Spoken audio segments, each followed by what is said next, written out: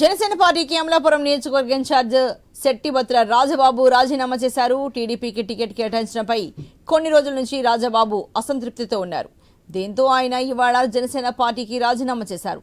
మిథున్ రెడ్డిని కలిసినట్టు వచ్చిన వార్తలపై రాజబాబు వివరణ ఇచ్చినా కానీ వివరణను జనసేన అధిష్టానం అస్సలు పట్టించుకోలేదన్నారు. టికెట్ కేటాయింపులో తనకు ఎలాంటి సమాచారం ఇవ్వలేదన్నారు. తనపై అపోహలు ఉంటే జనసేనలో ఉన్న మరొకరికి టికెట్ ఇవ్వాలి కానీ 10 ఏళ్లుగా అమలాపురంలో జనసేన జెండా మోసిన పార్టీకి అన్యాయం చేస్తారంటూ రాజబాబు మండిపడ్డారు.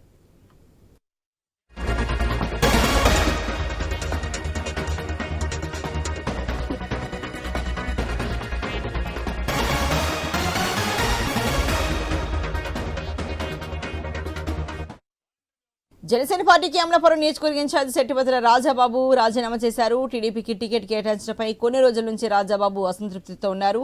దీంతో ఆయన ఇవాళ జనసేన పార్టీకి రాజీనామా చేశారు. మరి ఈ దేశకు సంబంధించి మరింత తాజా సమాచారాన్ని మా ప్రతినిధి గణేష్ అందిస్తారు. గణేష్, మరి శెట్టిబత్తుల రాజబాబు జనసేన పార్టీకి రాజీనామా చేశారు కదా, అలాగే వైసీపీ నేత మిథున్ రెడ్డిని కలిసినట్టు కూడా ఒక వార్త అయితే వస్తున్నాయి. కానీ దానికి సంబంధించి ఆయన కలవలేదు అంటున్నారు. మరి ఇప్పుడు రాజబాబు నిర్ణయం ఏ రకంగా తీసుకోబోతున్నారు అనిపిస్తోంది? అంటే ఇటీవలే చనిపోయేంత వరకు నేను జనసేనలోనే కొనసాగుతానని చెప్పి రాజబాబు ప్రకటించారు. అనూహ్యంగా ప్రస్తుతం పార్టీకి రాజీనామా చేస్తూ ఏదైతే లేఖ విడుదల చేశారో దీంతో జనసేన నాయకులకు అయోమయంలో పడడం జరిగింది. అయితే తనకు పార్టీలో ఇచ్చినటువంటి విలువ అర్థమయ్యాక భరించలేనటువంటి వేదనతో బరువెక్కిన మనసుతో దిక్కులు తెలియని దుఃఖంతో ఈ రాజీనామా చేస్తున్నట్లుగా రాజబాబు ప్రకటించడం జరిగింది. ఎందుకంటే అమలాపురం అసెంబ్లీని జనసేన టికెట్ రాజబాబు ఆశించారు. తనకే కూటమిలో సీట్ వస్తుందని చెప్పి భావించారు.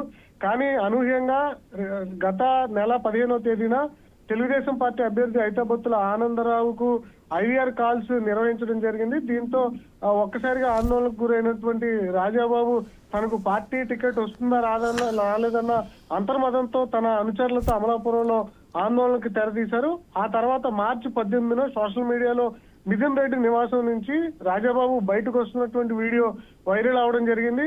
ఇదే క్రమంలో రాజబాబు ఆ వీడియో మీద కూడా వివరణ ఇచ్చారు. తనకు ఎలక్షన్స్ లో ఫండింగ్ కోసం, ఫైనాన్షియల్ సపోర్ట్ కోసం నేను వెళ్ళడం జరిగింది. కానీ అది మిథున్ రెడ్డి నివాసం అని నాకు తెలియదు. కానీ లోపలికి వెళ్లేసరికి మిథున్ రెడ్డి నివాసం అని తెలియడంతో నేను వెంటనే బయటకు వచ్చేసానని చెప్పి ఆయన క్లారిటీ ఇచ్చే ప్రయత్నం చేశారు. జనసేన అధిష్టానానికి కూడా అదే వివరణ ఇచ్చారు.